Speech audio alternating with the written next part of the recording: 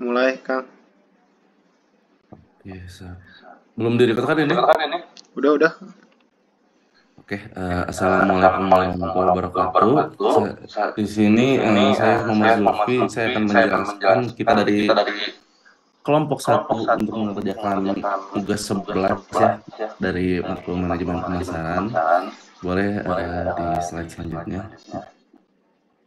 Oke, di sini saya akan mengenalkan untuk anggota kelompok kami. Anggota kelompok kami terdiri dari 4 orang. Saya perkenalkan diri saya dulu sendiri. Nama saya Muhammad Zulfi Zafir Reva dengan NPM 175 dan ada Muhammad Noval Risalah dengan NPM 100. Ada Muhammad Naswan Robani dengan NPM 96. Ada Muhammad Dewangga dengan NPM 155. Boleh untuk slide selanjutnya. Oke, di sini saya akan menjelaskan saluran distribusi Samsung. Di sini dalam apa ya maksudnya? Singkatnya gitu. Distributor membeli produk dalam jumlah besar dari Samsung dan kemudian dijualnya ke pengecer. Pengecer itu ya kurang lebihnya seperti toko-toko elektronik, supermarket besar, toko online, ataupun yang lainnya yang menjual produk Samsung ke konsumen gitu. Ya mungkin seperti counter HP atau enggak yang lain-lainnya. Samsung juga memanfaatkan platform e-commerce-nya sendiri dari pihak ketiga untuk menjangkau konsumen secara online. Boleh untuk slide selanjutnya.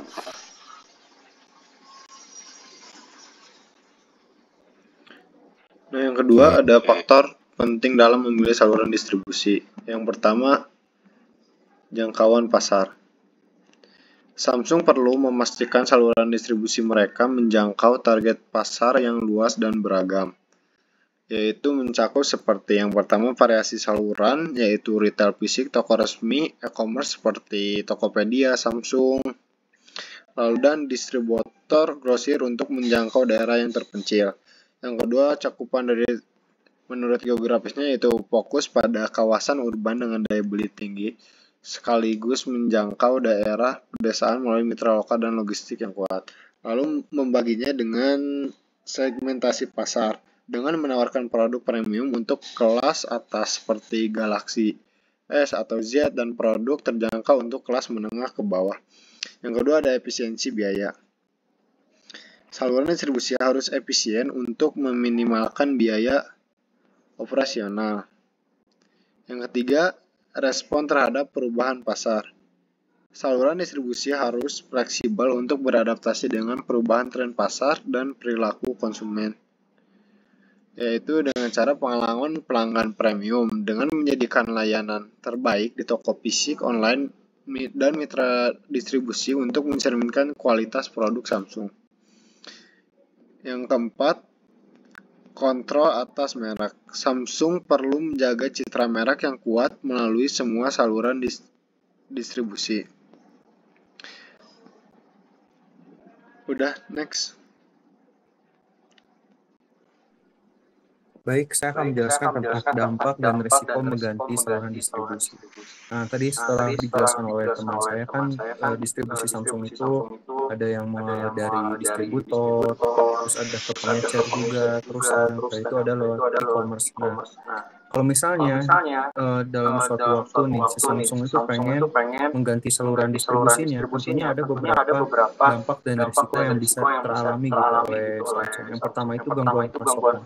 Tentunya jika mengganti distribusinya, distributornya atau mau kita ganti ke pengecernya, tentunya pasokan barangnya itu terjadi gangguan gitu.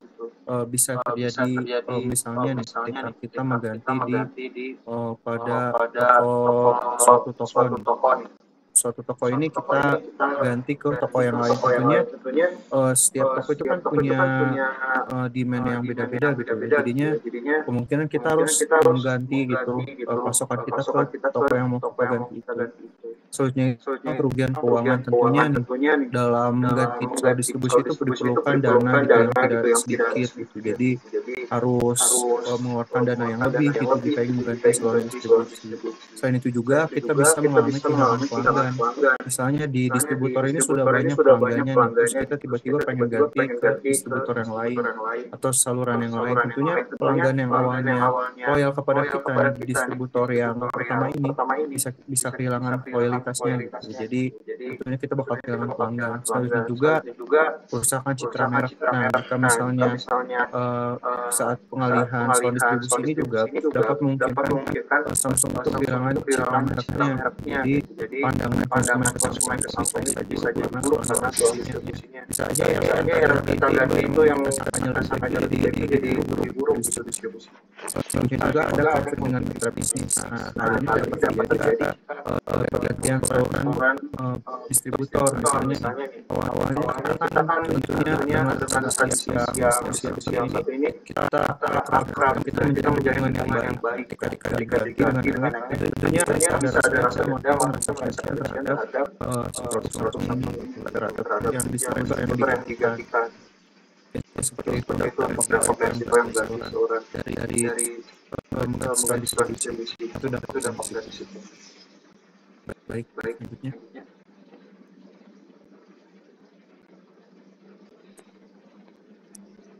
Baik, jadi untuk kesimpulannya, Samsung ini telah berhasil membangun sebuah jaringan distribusi yang sangat luas dan kompleks. Tapi perusahaan tersebut perlu meneruskan namanya dengan evaluasi dan adaptasi untuk setiap kompetitif yang ada di zaman sekarang ini. Dalam pemilihan saluran distribusi, Samsung perlu mempertimbangkan faktor-faktornya seperti jangkauan pasar, efisiensi biaya, kontrol merek, dan fleksibilitasnya.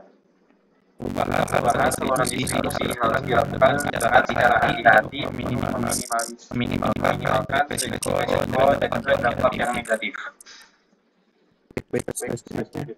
Kira-kira itu presentasi dari kelompok kami. Terima kasih masukannya. Mohon maaf berbeda-beda. Wassalamualaikum warahmatullahi wabarakatuh.